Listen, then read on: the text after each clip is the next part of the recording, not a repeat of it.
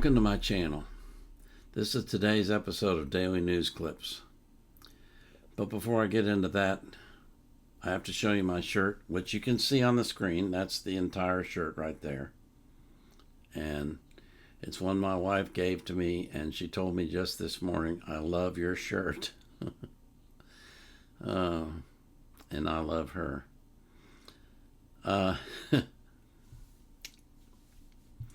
I also love you guys. You're the most fantastic bunch of people in the world. You follow me from all over the earth, and you make the most wonderful comments, and you get along so well together, even though you have lots of different artists that you love. And I just really enjoy it. I really, really do. And I have to thank you every time I make a video, because you just bless me so much. So thank you. The first item I have on the agenda for today is this headline: Scientists acknowledge COVID vaccines and containment protocols may have boosted excess mortality. Now, of course, the question is, are they going to apologize? And the answer is, of course not. They're not going to. They're not even going to say they did anything wrong. They're just going to say, oh, well, there were some excess deaths. Dutch researchers indicated in a new peer-reviewed study that COVID-19 vaccines and governmental containment policies may have boosted excess mortality in the West. The study, published Monday in the peer-reviewed journal BMJ Public Health, explored excess all-cause deaths in 47 Western countries from 2020 to 2022. It indicated that during this period there were 3,098,456 excess deaths. Now, you need to understand what an excess death is. Statisticians know in general round numbers, basically, how many people are going to die in any given year from all the different causes of death. Okay, so let's say the number is 12 million. Okay, 12 million people die every year. Well, if 15 million people die instead of 12, then that's excess deaths. That's what that means. 87% of the countries under review suffered excess mortality in 2020, 89% in 2021, and 91% in 2022. The researchers made clear that excess mortality includes not only deaths from SARS-CoV-2 infection, but also deaths related to the indirect effects of the health strategies to address the virus spread and infection. In other words, masks, distancing, staying inside, shutting down businesses. All of those had an impact. What caught the researchers' attention was not only the persistence of high excess mortality following the pandemic, but that the highest number of excess deaths, 1,256,942, was recorded in 2021, the year containment measures were coupled with experimental vaccination. Long article, but you need to read it. We've got to get educated so that we understand that we can't fall for these lies in the future. You have to push back. You have to fight back. I don't care how much grief it causes you. You need to take a stand. We all need to take a stand and say, no, we're not going to buy the lies anymore. You've lied to us too much. The secondary analysis of the placebo-controlled Phase 3 randomized clinical trials of mRNA COVID-19 vaccines showed that the Pfizer trial had a 36% higher risk of serious adverse events in the vaccine group. One-third. That's one-third. One-third of the people that took the Pfizer vaccine had adverse events. The risk difference was 18 per 10,000 vaccinated. 90% confidence level 1.2 to 34-9 or .9. And the risk ratio was 1.36, 95% confidence interval 1.02 to 1.83. The Moderna trial had a 6% higher risk of serious adverse events among vaccine recipients. And they list the risk differences for that too.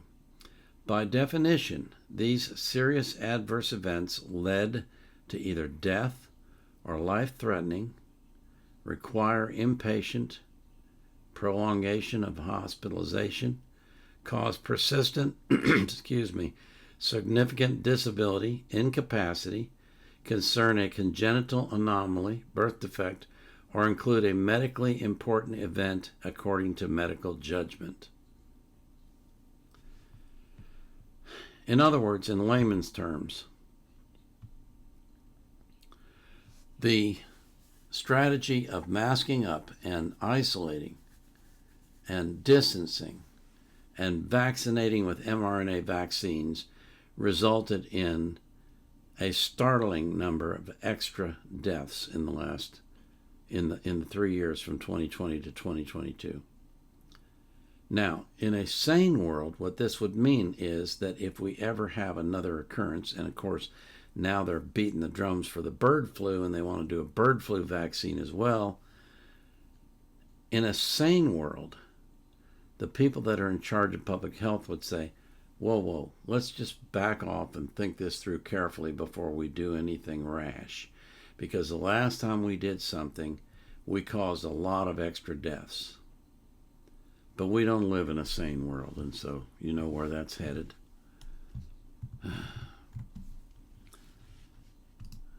You just have to fight for yourself. You cannot depend on the medical profession to do it for you. You have to fight for it yourself. Now, I'm going to stop this if I can. There you go.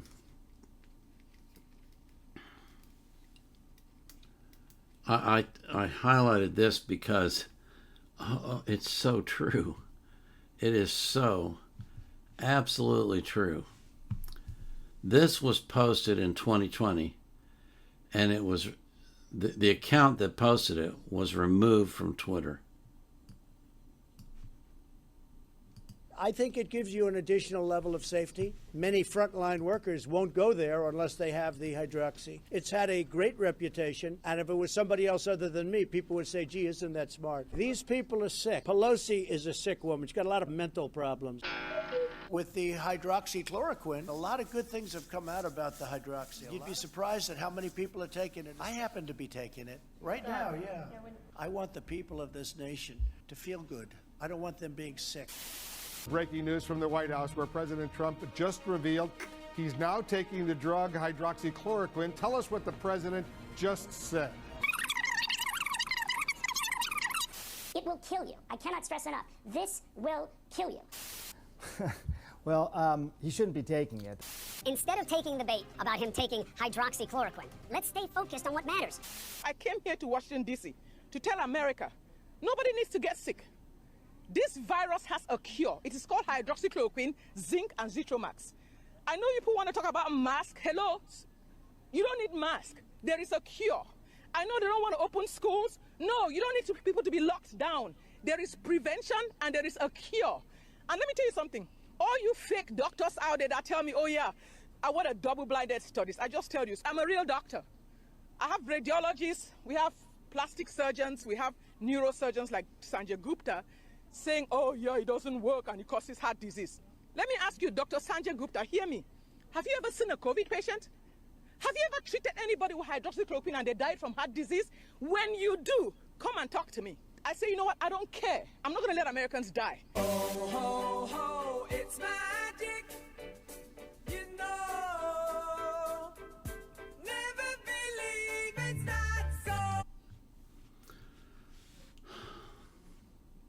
I just wanted to remind you of how they lied. And they killed people. And they'll never apologize for it. They'll never admit they were wrong. And it's criminal. People should go to jail for what was done during COVID. That's my honest opinion. I'm telling you right now, people should go to jail. Okay? Sorry about the ad. Just hold on a second while I get this set up for you. Okay. This next item that I have is a video on fascism, and my mind escapes me. I can't think of his name. As soon as I see his face, I'll remember it. But anyway, man, what is his name? Gosh, I can't think of his name right now. But anyway, you'll recognize him as soon as you see him. This guy does research into things that no one else wants to research. And this is a 5-minute video on, is fascism a right or left ideology? Now, most people are going to tell you it's on the right, but you listen to this and see what you think. He's a fascist. For decades, this has been a favorite smear of the left aimed at those on the right. Every Republican president, for that matter, virtually every Republican, since the 1970s has been called a fascist, now more than ever.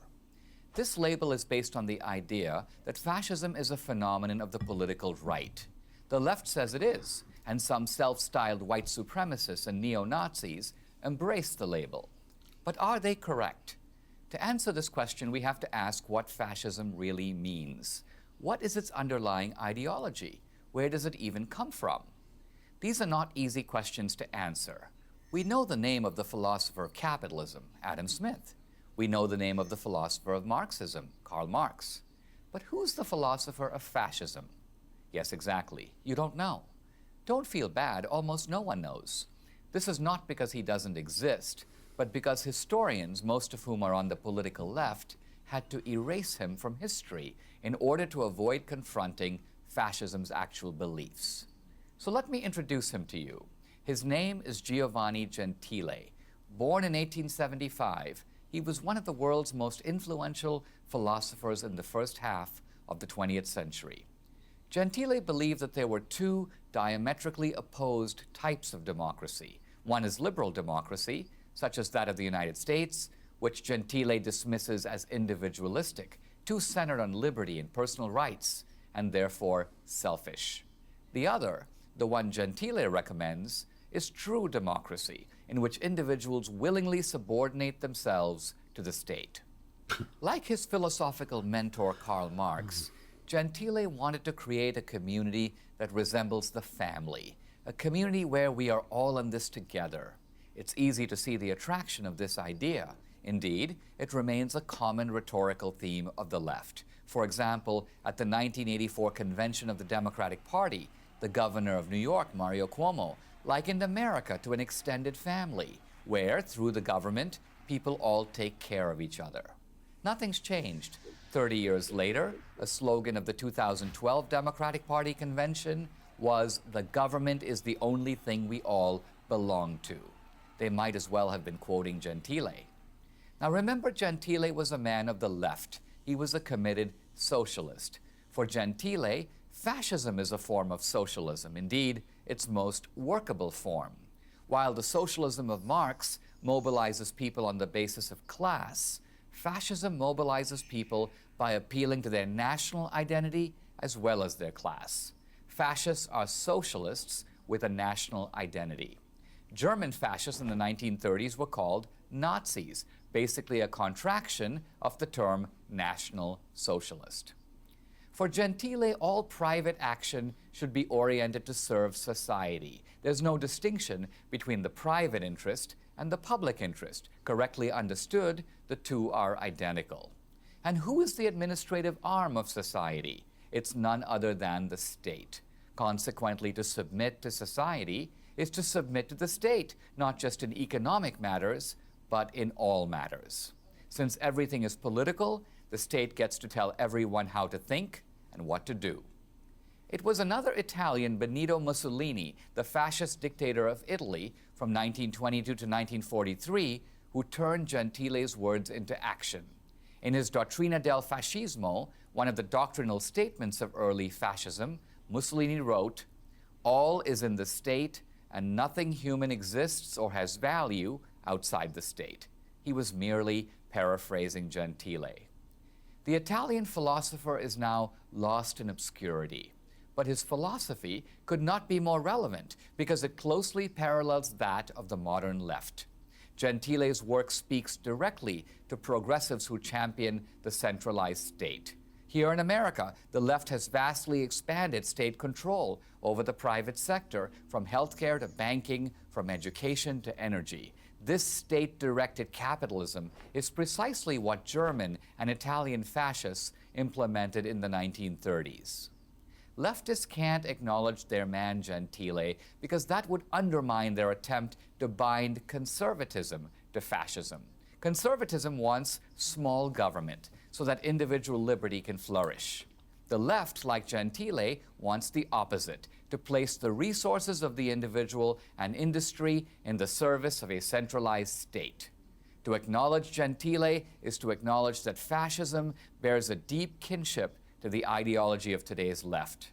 So they will keep Gentile where they've got him, dead, buried, and forgotten.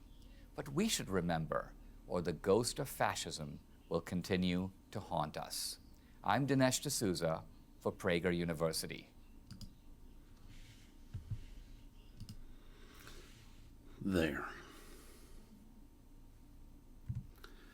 Now, I want to talk about this for just a couple minutes because I've given a great deal of thought to politics in general and political positions, right, left, and all that. And in my personal opinion, the right-left dichotomy is a lie. There's no such thing as right-left. What it is all governments, regardless of how they're formed and how they're codified, all governments fit on a scale, a linear scale, that on the one side is complete anarchy, on the other side is complete tyranny. And what we have to decide as individuals is where on that scale do we want to reside. Do we want to be closer to tyranny? Do we want to be closer to anarchy? No one wants to have total anarchy. No one wants to have total tyranny. But in between, there's a lot of gray area. And if you think about political systems using that metric rather than right or left, I think you'll get a lot closer to understanding what's going on in the world and what's going on in your country. And the other thought that I have that I want to make sure I emphasize is that as individuals, we will always in our lives have times when we have to depend on a source of sustenance, support outside of ourselves. And when we're confronted with those choices, we have two options. We can either depend on God or we can depend on the government. You cannot do both. Either God is your source of strength and sustenance and support, or the government is. In other words, all governments are a substitute for God. They are a replacement of God in your life. If you can depend on the government, you don't need to pray. You don't need to ask God for help. You don't need to worry about what God's thinking about you because you know the government's going to take care of you. See how that works? That's just something that I've thought about for a long time, and I wanted to bring it up because I don't think a lot of people think about it in those terms. And I think those two issues are important for anyone who wants to really understand what's going on in the world to understand. Is one, there is a scale from anarchy to tyranny when it comes to government, And 2, government is a replacement for God. Now, this next article that I have, it's not really an article, it's a post on X, but it's an interesting story. The the Republican Party of Arizona has filed a lawsuit against the Democratic Secretary of State, Adrian Fontes, for critical voter roll issues. And if you read these documents, what you find out is that the lawsuit highlights outrageous voter registration rates, with some counties exceeding 100% of eligible voters. The lawsuit uncovered that Arizona has between 500,000 and 1,270,000 unaccounted for voters on the rolls, including deceased individuals and those who have moved away. And so the Republican Party of Arizona is suing the Secretary of State to force him to obey the law, the federal law that requires that you keep your voter rolls cleaned up. Can you imagine that? I mean, the law says he has to do it, and yet he doesn't. And I just read today, I don't have it up on the screen, but I'll add it to the descriptions. Katie Hobbs, the governor of Arizona, appointed people to commissions illegally, and the courts have now found in favor of or against her and stated that what she did was not legal and she has to stop it. So once again, we have politicians that are completely out of control, that think that they are monarchs instead of servants. And we just need to be able to take a stand and say, enough is enough. Stop it now. We're not going to put up with this baloney anymore. That's my take on the news for today.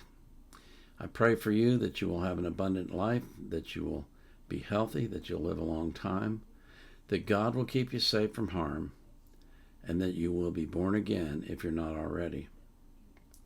I pray for the same thing for every single person that you love. And more than anything, I pray that you will be anxious for nothing, but in all things, through prayer and supplication, with thanksgiving, you will make your requests known to God. And the peace that passes all understanding will keep your heart and mind in Christ Jesus. This is the Vietnam Era Vet out.